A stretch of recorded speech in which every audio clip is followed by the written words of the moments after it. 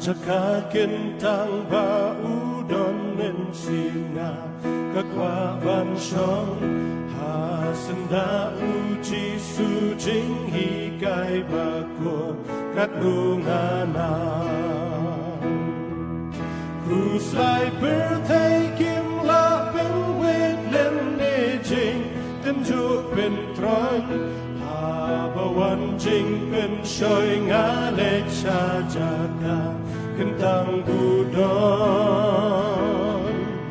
Whose life birthday kim la ben wet len ne jing tem ju ben tron Wan jing ben shoi nga le cha jaka kentang budon Haba min sim ka swai bat til kong hapo sang hiu trong u don ka jing ka ngen ba ping ngat ba tum po liu ki ba su U nong ben en u shong ha Selok lang Tangan bersangam la ya tu ya kitin Selok batyan Unom beren usyong hajan kat bagi Ya selok lang Tangan bersangam la ya tu ya kitin Selok batyan Kaningat tip nga ya tu la jing hu Slai bat jing ti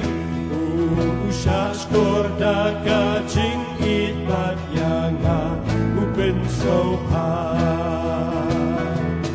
Itaray jumaya nga dalong Ulok arsa Kada kren ya nga siya pang ibabat Jing le la Itaray jumaya nga dalong Ulok arsa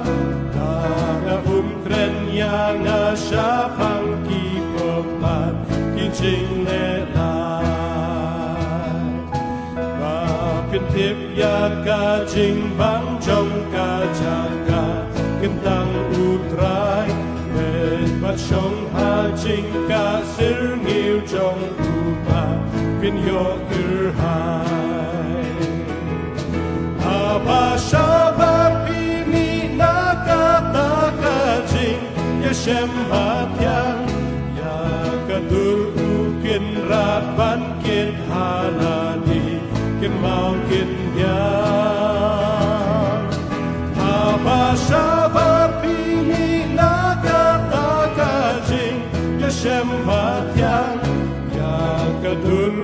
Kin Rat Ban Kin Haladi Kin Mau Kin